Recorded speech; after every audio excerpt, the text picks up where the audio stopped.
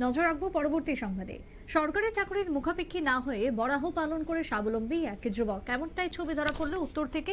ধর্মনগর মহকুমার পশ্চিম রাধাপুর গ্রামের বাসিন্দা রূপম দেবনাথ, যিনি বরাহ পালন করে নিজেকে স্বাবলম্বী করে তুলেছেন। রূপম বেশ কয়েক বছর বিএসএনএল এর অস্থায়ী কর্মী হিসেবে কাজ করেছেন। 2013 সালের শেষ দিকে তিনি অস্থায়ী চাকরি ছেড়ে দেন এবং নিজের বাড়িতে একটি খামার তৈরি করেন। খামার তৈরি করার সিদ্ধান্ত নেন। পরে 2014 সালে দুটি বরাহের ছানা নিয়ে তিনি এই পালন শুরু করেন এবং তারপরেই বর্তমানে দেখতে দেখতে তিনি স্বাবলম্বী হয়েছেন এবং 13 লক্ষ টাকার লোনও তিনি নিয়েছিলেন। ইতিমধ্যেই বর্তমানে তার প্রায় 300-র কাছাকাছি বরাহ রয়েছে তার খামারে, এমনটাই জানিয়েছেন স্বাবলম্বী ওই যুবক। মনোবল এবং ইচ্ছা শক্তি থাকলে যে কোনো উপায়ে স্বাবলম্বী হওয়া যায়, তারই উজ্জ্বল দৃষ্টান্ত বর্তমানে রূপম দেবনাথ। রূপম দেবনাথের ঠিক কি বক্তব্য উঠে এসেছে শুনুন।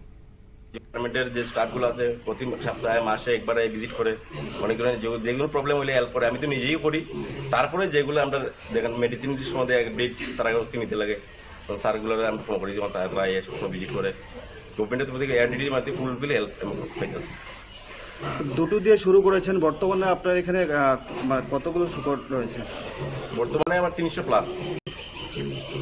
যেমন মেল আছে 20, অ্যাডাল্ট আছে, আর আপনার গ্রিল কোয়ালিটির মিডিয়াম সাইজের এরিয়া আছে আরো 10টার মতো আছে, আর ফিমেল আছে 100+, পিগলেট আছে 250+। পিগলেট গুলা সেলিং এর ক্ষেত্রে আপনার কি কোনো অসুবিধা? সেলিং এর ক্ষেত্রে আমরা এখনো কোনো প্রবলেম হইতেছে না। কোনো সময় হয় বা আবার ঠিক হয়ে যায় মার্কেট। যেমন এখন লোকাল সেল হইতেছে দামছড়া লোকাল মার্কেট আছে, কাঞ্চনপুর আছে, আনন্দবাজার, কৈলাসহর, বিভিন্ন জায়গা থেকে এই বাচ্চা এখানে কালেক্ট করে।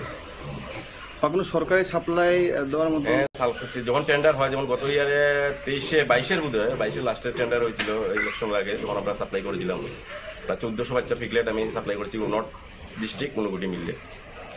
তো শুয়োর পালনের ক্ষেত্রে দেখেছি যে বিভিন্ন বাধা আছে, যেমন অসুখ বিসুখের একটা ব্যাপার আছে। তো সেক্ষেত্রে আপনাদের কি কোনো দপ্তর থেকে কি সাহায্য করে আছে? দপ্তর থেকে 100% হেল্প পাইতেছে। আমি এখন পর্যন্ত কোনো প্রবলেম নাই। প্রবলেম তো আসতে পারে, অসুখ বিসুখ থাকবে, লাইফ স্টক প্রাণীর ব্যবসা যেমন গত 2 বছর আগে আমি অনেক লস হয়েছে আমার, তারপরে আমি আবার এটা নতুনভাবে শুরু করছি। তো মেডিসিন দেওয়ার ক্ষেত্রে সেগুলো কি আপনাদের নাকি ভেটেরিনারি থেকে এসে? আমি নিজেই মোটামুটি 80% বলা যায় না, 50% উঠে পারি। ট্রেনিং দিছি, তো দেওয়ার পরে ইনজেকশন, আয়রন, ভিটামিন এগুলো আমি করে নিজে। প্লাস আমার নলেজের বাইরে যেগুলো, যেমন আমরা এআরডি ডিপার্টমেন্ট স্যার আছে, তারা আমার হেল্প করে। কোথায় গিয়ে ট্রেনিং করেছিলেন? আগরতলাতে।